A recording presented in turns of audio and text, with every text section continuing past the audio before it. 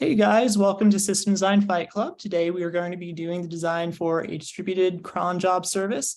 So I've seen a lot of interview questions that involved getting some kind of timed event. Usually I just kind of outsource that logic to something like Lambda, AWS Lambda. You can actually set up AWS Lambda triggers to go off at a scheduled time. So usually whenever I've seen a problem where it's like, hey, I want this event to go off at 7 o'clock in the future, I usually just kind of outsource it to AWS triggers. There's a question in the chat. I'm going to go ahead and post the copy over the questions over into the text file, so that way people can actually see them on YouTube. So cron jobs are it's a localized thing on Linux that you can use for having scheduled tasks kick off on your laptop or on a server or something. It's just used for scheduling things to go off at specific times. So it's kind of like so your phone has alarms, for example. You can set your phone to go off at like 7 a.m. You can similarly have your laptop or your server set up to run a thing at like 7 a.m. on the dot. So it's just a thing for scheduling stuff on Linux servers.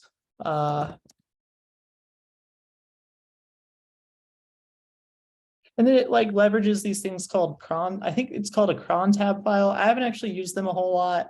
I've actually not really screwed around with cron a whole lot. But I have some familiarity with how it works.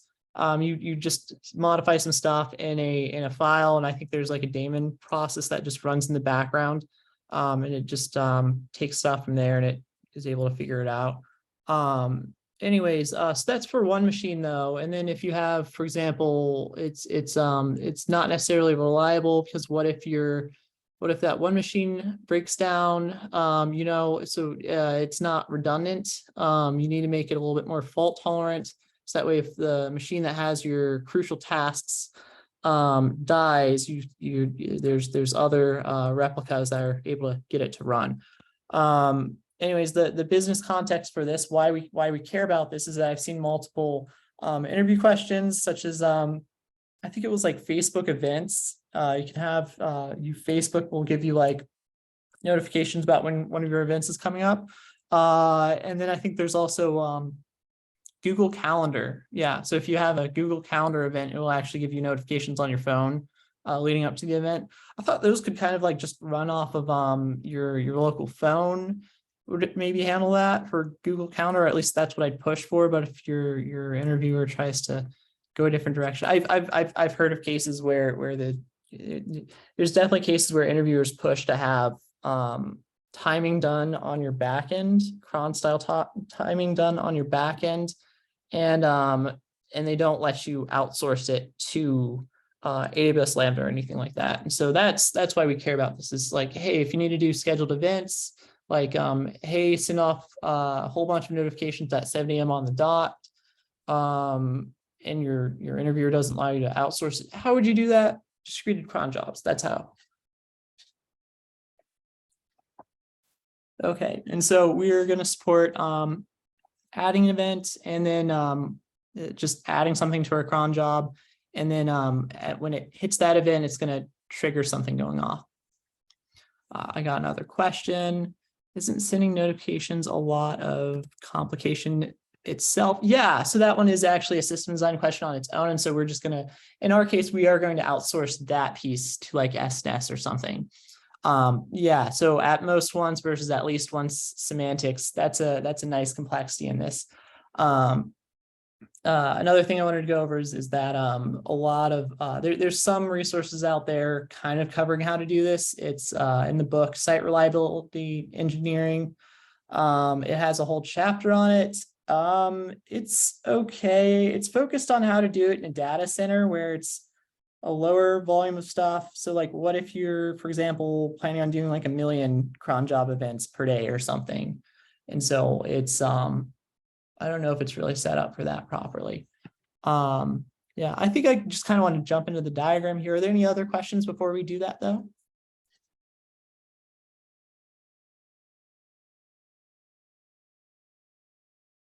Okay, I think I'll go ahead and hop in then. So we're gonna start with the guy that is making an event. So user making an event. event, and we're also going to have the guy that's receiving the event, and it's not going to be a browser. It'll be like their phone receiving a push notification or something. It's just like a client though. So it could even just be a different backend server or something. There's ways to generalize this. I should be drawing the diagrams in a way that wouldn't make it too hard to generalize this to other very similar use cases. Okay, so we have this, and then I'm going to have a backend service for receiving that event that they want to schedule. So backend for event capture, event service. Sure, that's what we'll call it. Then we're going to have the backend for, we're going to have a notification service. So like I said, we're just going to go ahead and outsource it. This could be something like SNS. Let's get some arrows on there.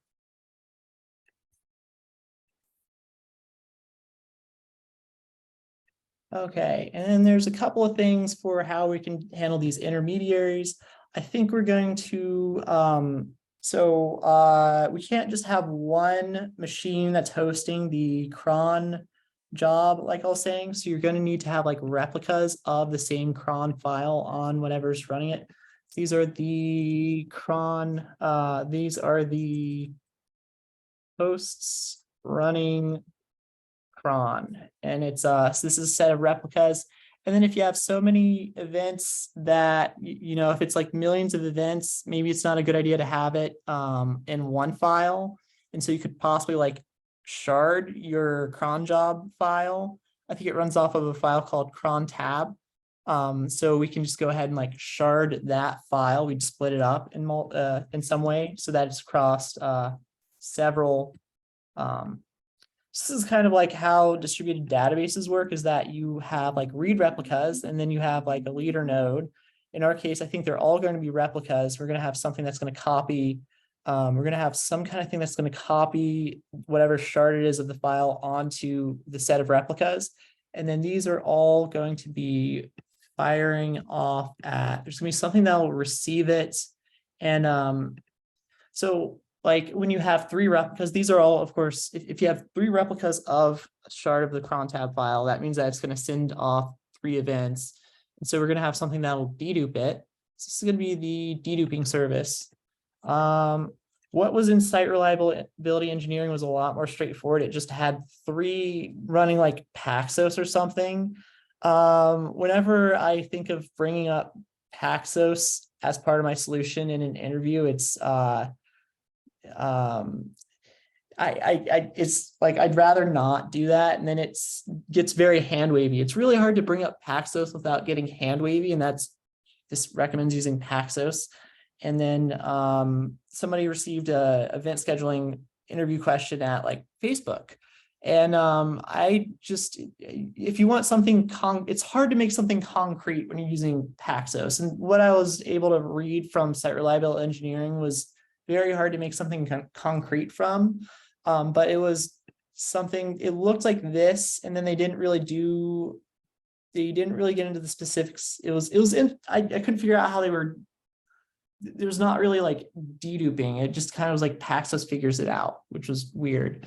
So instead, I'm just going to have a deduping service. So we're going to have the event deduping, that's deduplication. That's what deduping means. Deduping means deduplication. So you're gonna have like 3 events fire off from like the same replica of the shard of the cron tab file. And then this thing is going to be this thing will convert it to 1. There's of course going to be like multiple machines. So I was thinking there's a couple of ways to kind of handle the deduplication. One is that you're going to could use a linearizable database for that. So you could have like spanner. So it's say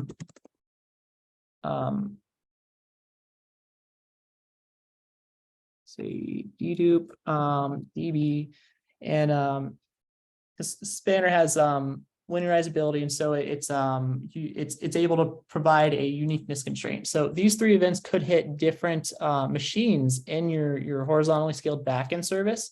And so like, what if those two events hit different machines? You wouldn't be able to dedupe it on the same one, and so they're going to receive it, and then they are going to make a call over here, and they're going to try and get a unique record. They're going to try to write a unique record over here to Spanner, and then they're going to try and if it's successful, then they're going to be able to go ahead and fire off a notification. They can go ahead and try and fire off the actual notification if they're the winner.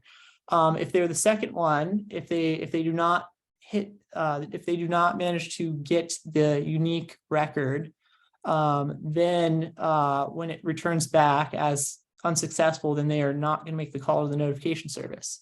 So that's one approach to doing deduplication. I have another one. We're going to have to do possibly a little bit more stuff somewhere over on this part. We'll get back to that. I want to talk about these two different approaches for deduping though. So one approach is Spanner.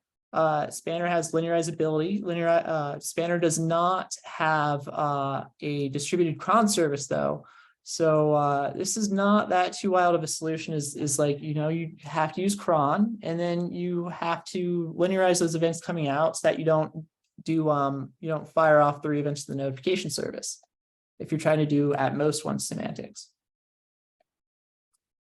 If you're doing at least one semantics, then I guess it wouldn't really be necessary to, I mean, you could do the deduplication, and then if you're the winner, you would have to maybe do some extra logic over here where, so you would be like, oh, okay, this is the record, you're the winner of that record, and then you have a status stored in the deduping DB of, after deduping it, that just determines which machine's the winner, and then that machine has to drive it through to success. And then if the status doesn't change after a period of time, you'd know that your machine in the deduping service has broken down. And so then you would have something else try and run it. So you could do, that would maybe involve a DB trigger. So a DB trigger would be another approach to doing that. Yeah, so one is Spanner for deduplication. So second approach though for handling deduplication is I'm aware that Kafka has total order broadcast working within it, which also is that's what has total order broadcast is what you need for it's equivalent to consensus. So if something runs total order broadcast, it's going to be able to handle that uniqueness constraint that we were wanting to do. So another approach is that we could actually just go ahead and I'm thinking that Kafka, which runs total order broadcast, might be able to do deduplication for us. I think it might. So like if you put 3 identical messages onto Kafka, I think it would be able to deduplicate them. I'm not 100% on that. That's kind of why I wanted to do this video. In particular was that then I could kind of have the approach just kind of like stew in my head and for a while, and then somebody could correct me if Kafka does not actually provide deduplication. So it has total order broadcast though, so I feel like it should be able to handle deduplicating the events for us. So in our second approach, we're going to use Kafka as a stream.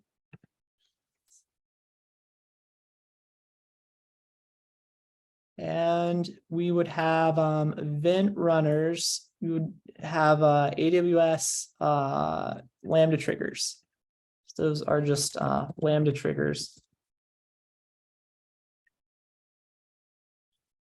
I should say AWS Lambda triggers. To be specific, I've met some people that actually do use Google Cloud Platform where they work, and so they might not be familiar with AWS Lambda triggers. But it's just a thing offered from AWS that just automatically can do the pulling off of Kafka. So you have to pull off of Kafka.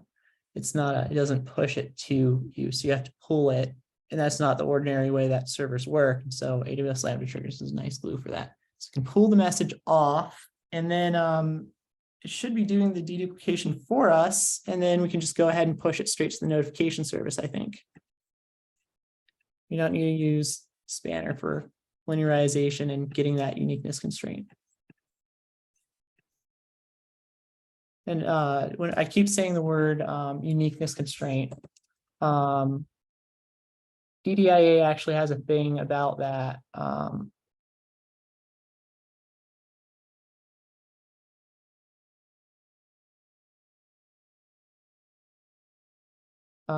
With total order broadcast. You basically need total order broadcast in order to get a uniqueness constraint. I spelled it wrong, uniqueness constraint. You basically need total order broadcast or consensus for getting a uniqueness constraint. I was trying to figure out if there's a way to do it with causal consistency or something less, but at least what I was reading in DDIA, and that guy knows his stuff, made it sound like you would probably want to use full linearizability for getting a uniqueness constraint on your database.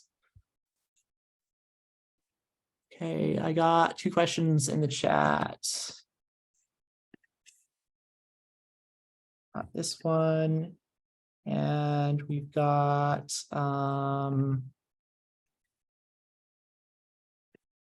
Kafka is publish, subscribe, if I'm not wrong, and Lambda is doing a request response here. So you have the Lambda triggers listen to a specific shard of Kafka. So it's you can set up Kafka for publish for pub sub, which is when you have multiple things reading off of the same shard.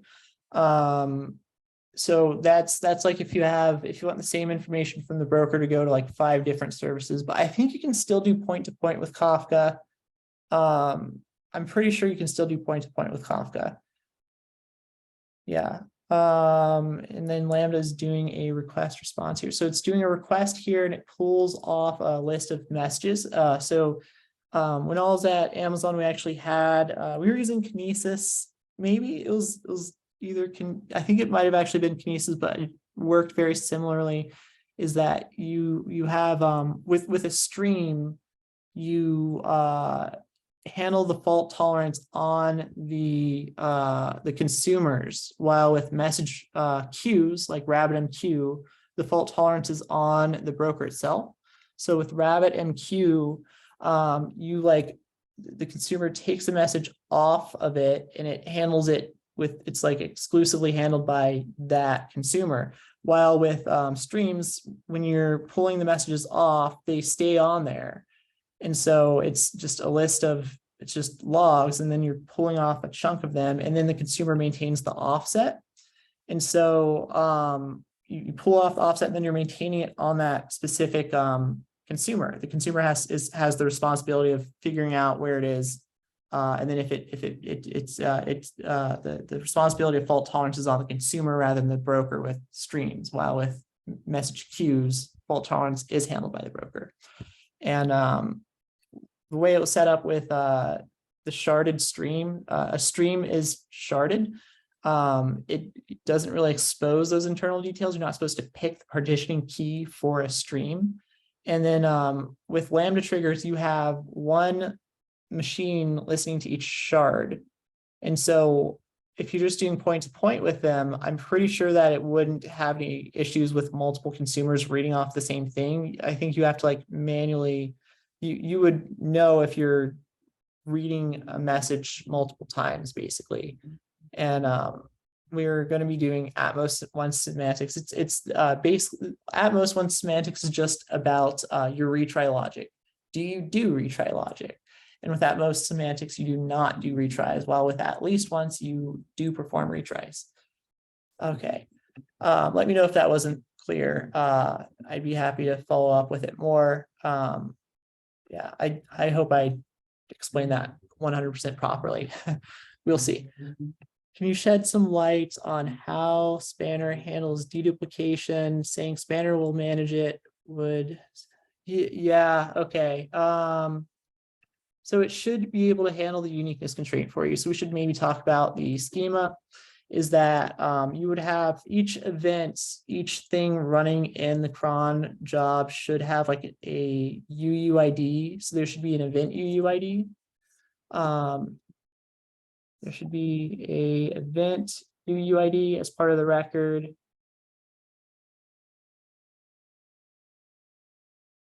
And then it gets sent off at a time, and then there's just maybe you would maybe want to have metadata about a specific event stored somewhere else, but it would be deduped off of that. And then I mean, I guess you could also have a timestamp in there. So that'd be 167.0.0.5.1. You don't really need the timestamp though, because the timestamp in whatever would be over here would be for when you want to have it actually go off, while over here it's only emitting the event at that timestamp, and then you don't really need the timestamp anymore because now you're doing the actual notification process over here. And then yeah, so uniqueness constraint though, it should be able to, if you have a primary key set up like this, we're going to have a primary key, and it should be able to like provide uniqueness of your primary key in Spanner. I know it's able to properly order all the events, and so it provides the recency guarantee for consistency. So it would, in the response back, it's already going to know if it's the single instance of that UUID. So you could even run a transaction that does a read of the UUID, and then like to check that it's not already there. And then if it's not, it would do a write in the second part of the transaction, and then you'd get the response back if the write was able to go through. Yeah, and the linearizability should make it look like each of the transactions are running in serial order, I think. Yeah. Okay, there's another question. There's a couple of questions in the chat. Let me know if I need to go further on this question, though. I'm pretty sure that's handles it pretty well. I don't know what else they could ask for besides what I've said so far. That's why I always look forward to the follow-up on these videos. Is I love it when people actually have feedback and they just tell me to do something differently. That's always actually fun. But I always try to give it my best on these problems. Is it possible that Lambda has pulled a message from Kafka before a duplicate message was pushed to Kafka? Lambda has pulled a message from Kafka before a duplicate message was pushed. Well, so it's is it possible? So you're asking if you can pull off a message and then a duplicate message gets sent over here. Well, so the deduplication happens on the send part for the persistence part. It's doing total order broadcasting internally. So over here, you're also doing a request and response as well. So you have, you do a request, and then it does a response of, okay, 200 okay, I've persisted your message. And when it returns that 200 okay, it's telling you that, yes, you've got that message persisted, while it's going to be doing the same thing as Spanner with deduplication, since it provides that recency guarantee. That's why I said that Kafka can be used for the uniqueness constraint, is that if there's already the message here to the point that this thing's reading it off, then it should be able to properly dedupe any extra message going into it. It's that would mean that when it's pulling that message off, that means it's persisted to persisted in that it would show up when it's doing that total order broadcast for replicating the stuff internally. So it shouldn't cause any issues there. I'd recommend looking into total ordering versus total order broadcast. I kind of wanted to make a short video on this. I don't know if I will. But that is basically the difference between causal consistency can kind of provide total ordering. It's kind of hacky. I know sequential, I'm pretty confident that sequential consistency can. Nobody actually uses this though. It's stronger than causal, but nobody actually uses it because it has the same availability as linearizability. So it's like, if you're going to do sequential consistency, why not just go with linearizability, right? That's basically the difference, though, is that these ones can maintain total ordering of the messages, while this one will tell you, it's able to tell you, I'm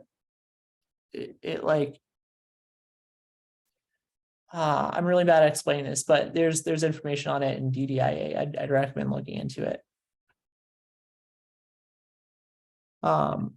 Yeah, okay. In that case, any SQL based consistent DB can be used. No need for spanner specifically. Well, I mean, if PostgreSQL is able to handle the scale, you need something that's linearizable. So DynamoDB is not linearizable. It's definitely it doesn't even have causal consistency. Cosmos DB actually has causal consistency. DynamoDB definitely does not have causal consistency. It has, you might have heard it say the term strong write consistency. Oh no, strong read consistency. That's what it has. It says strong read consistency. Why do they say the word read there? Why do they say read and strong read consistency? It's because that it doesn't handle write conflicts. So you can have lost updates with it. So DynamoDB is, you get write conflict resolution properly at causal consistency. And so you definitely do not have that with DynamoDB. So DynamoDB can't do either of these things. And then Cassandra can do a quorum. It does a quorum. Oh, it still does last write wins though. So it still is considered eventual consistency, and it's not actually causal consistency on Cassandra either. With a lot of the NoSQL databases, unless it has a feature that allows you to plug in your own write conflict resolution logic, for example, there's Riak is able to do that, and then Cosmos DB also provides that, and that's what gives you causal consistency. Otherwise, you don't get that with your typical NoSQL database that most people are highly familiar with. So I don't really know of, so CockroachDB is maybe the only other one that you could use. And then PostgreSQL is, yeah, you'd run it on one node and then you could manually partition it. But if you're able to set it up that if you're able to manually partition your PostgreSQL instances such that all three of these events off the same shard will hit the same PostgreSQL instance, you're fine. So you might be able to get away with PostgreSQL too.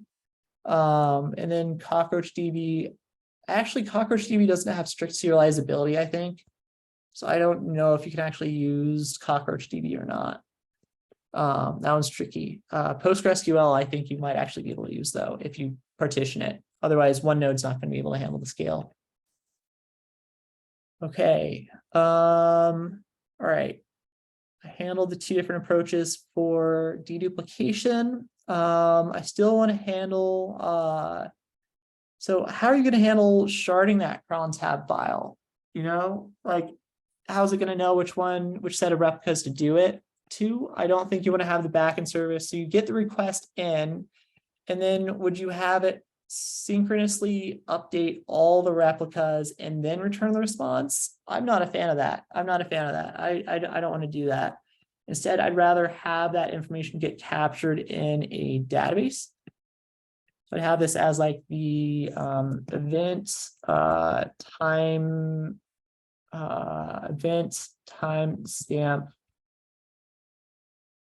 EV. And so you can have each line of that cron tab file stored as like a record over here with an event UUID. And then you can have change data capture, and you just have a DB trigger for a task runner that will convert it properly into the cron tab shard. And so you can have some task runners over here. It's like, you can just call it like workers. So task runners or workers is what you can call this.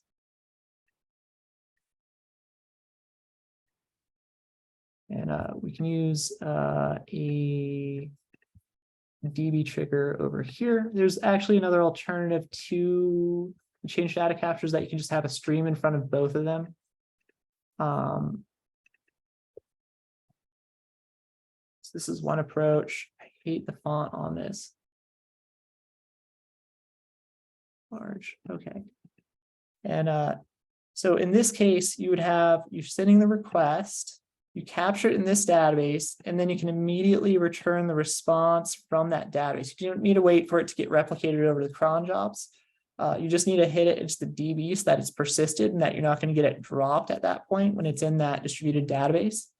And then it will have a DB trigger. And it's this DB trigger is where you're going to handle, now you're going to asynchronously take that record you've written and you're going to properly get it onto one of the sharded replicas. And this will copy it onto the 3 replicas that we have over in this group. And I can go ahead and draw the other approach to change data capture as well. So we can go ahead and do, there's 2 different decisions that I'm doing here. One is the approach to change data capture, and the other one is how we're going to handle the deduplication. I should maybe capture that in this file.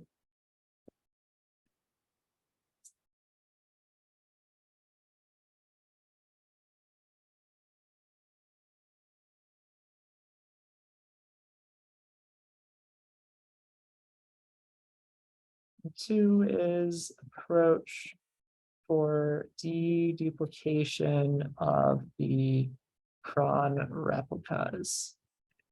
Okay, and then over here, we're going to show how to do the change data capture without DB triggers. I used to be very attached to not using DB triggers because I had a lot of distrust for them. And so here you send the request, you put it on the queue, it returns 200 okay, I got it persisted, and then you send the response back, and then asynchronously again, since we've got a message queue and they don't do pushes on their own, you're again going to need to have some task runners over there. I think we can get rid of these ones over here though. Yeah, we can get rid of those task runners. And because we're not going to be doing a DB trigger. And then I think this would maybe just be used for reconciliation or something if necessary. I actually don't know if we're even going to need it.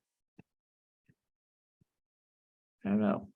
Okay, so you can do this and then you write it over to here and you also have it written to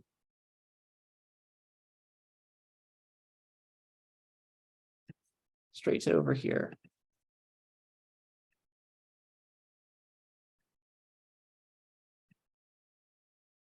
That looks really weird. I don't know if you really, you could have another task runner that's going right off of the message broker. If this had, you can even have this write directly to the database and then stick it on the message queue as well. That's another approach. But then you have, what if it fails between the database and that? Well, then that would be where you would really need the reconciliation.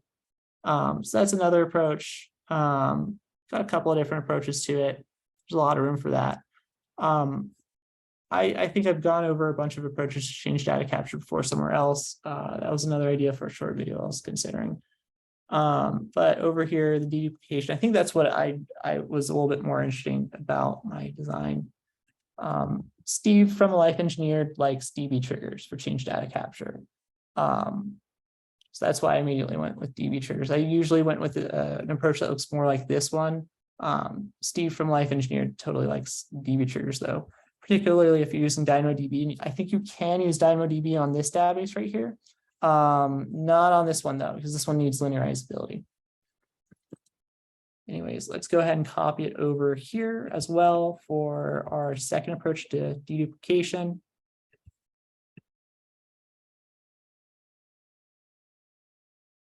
So we have this. Oh, we still needed the task runner. That's right. Have a little more space.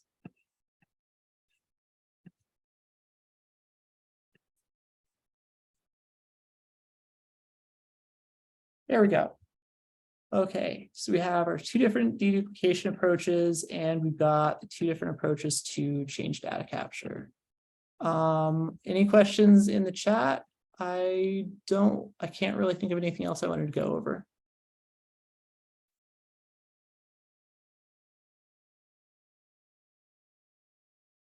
I guess, feel free to talk or post your question in the chat. Yeah, I just wanted to ask, you might have gone over this. If the cron job were to fail in any situation, would just the machine responsible for it would have to try and do it again, or how would that work? Well, so when you say fail, I think I saw this term once somewhere, is that there's two different approaches to how you think about fault tolerance. Is that there's the crash restart model, and then there's the crash fail model, which is where you assume that when your node fails, that it is immediately unplugged from the wall, thrown in a ditch, and buried in 6 feet of mud, never to see the light of day again. And when you're talking about fault tolerance, you're supposed to go with that latter approach, where the machine's never gonna recover. Oh, that's what the first one was called, crash recover, and then there's crash fail. And so I like to go with the crash fail model, which is where, let's say that one of these nodes is going to crash and it will just never recover. It's never going to come back online. It's just bricked. The HDD is not recoverable. The RAM's not recoverable. And so that one event, each of the nodes of those replicas is going to handle the cron task. And so they're all going to call the event deduping service. And so the actual deduplication happens over here. And so if one of those is dead, it just means one less event's going over to the deduplication service. And so it handles that just fine. So when it fails, it should fail and not recover. That was actually something that was the concept of recovery, though, was actually covered in the site reliability book, is that there's a couple of different specifics to the business context on what you're using the cron task, the specific cron job instance for. Like, so you might have a cron job task that you want to run at least once, or you might want to have it run at most once. Or what if the machine's down? So under non-distributed cron operation, what if you have a cron tab like thing in there that is supposed to run at like 3 a.m., but let's say your computer's off at 3 a.m. What does cron do in that case? So in that case, cron actually doesn't run the task, to my understanding. I think that there's actually a variant of cron that would have the task run when you finally do turn the machine back on. But in our case, if it's not able to emit it while the node is down, so it's let's say it's a event notification for a Facebook event or a Google Calendar event, and let's say the machine does recover like an hour later, and then you would then maybe get if you're running single instances instead of replicas, that would mean that you just get your Google Calendar invite, for example, hours after the event has actually occurred, which would be useless. There's other cases where there's things where you do still want it to drive all the way to completion, even though it would be hours late. So for example, payroll stuff, like it's if you have a cron job for having the payroll run through every other week or something, if the machine running the cron service for payroll goes down, you still want that thing to run at, a day later or whatever, rather than, just not having payroll go through at all. Like, people are going to want to see their paycheck, so you would still want to have it run when it goes back up. But in our distributed cron case, where we have replicas, if one machine goes down, you don't want it to run an hour later, or if it does run an hour later, it wouldn't really make a difference, because it's still dedupe off the deduplication service, either by using the message broker or through using a linearizable database. Okay, any other questions? Is it possible that Lambda has pulled a message? Okay, we already covered that one in the case that, yeah, okay. Any other questions? All right, you guys are free to drop off. Thanks for joining. I appreciate it. I'll see you guys next week. Thanks a ton.